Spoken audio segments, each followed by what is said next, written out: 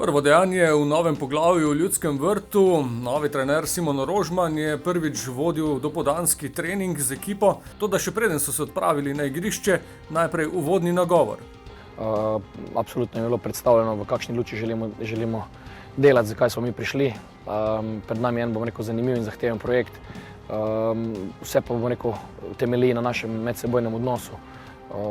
Največ sploh v začetku stavim na to, druga stvar pa vsebina, s katero se bomo poskušali vsak dan ukvarjati samo zato, da bi bili boljši, uspešnejši, bolj dinamični, bolj učinkoviti. Po uvodnem nagovoru pa takoj na delo, časa seveda ni veliko in ga je treba izkoristiti.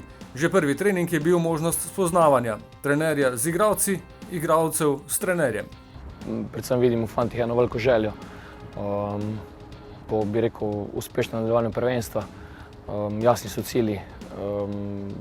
Mislim, da kar se današnjega treninga tiče, da je šlo vse tako, kot smo si nekako zamislili. Tako kot sem rekel, vidim fokus v igralcih, vidim eno veliko željo in to je sigurno ena dobra osnova za nadaljevanje. Trener ima trenutno za treninge na razpolago celoten kader z izjemo reprezentantov in pa Nemanje Mitrovića, ki še vedno trenira po individualnem programu. Vsi nogometaši pa so, tako kot je to običajno v prihodu novega šefa stroke, zelo motivirani. Mislim, da so fantje pripravljeni kondicijsko zavidljivi ravni.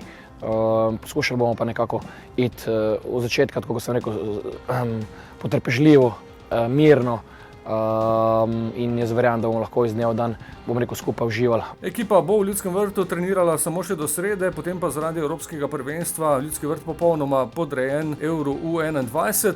Obenem pa tudi dobra možnost za Simona Rožmana in njegovo ekipo pobliže spozna moštvo. NK Maribor se bo za en teden od srede naprej mudil na mini pripravah v Čatežu. Pričakujem sigurno, da bomo naredili prve korake proti vsebini, ki jo želimo, predvsem gre za spoznavanje trenažnega procesa, po drugi strani pa iz naše strani spoznavanje igralcev. Tako da jaz od njih pričakujem samo eno visok nivo profesionalnosti, eno željo, po novih uspešnih dosežkih. In tako kot sem rekel, klub je na vrhunski organizacijski ravni in želimo, tako se obnašati in to vse skupaj izkoristiti.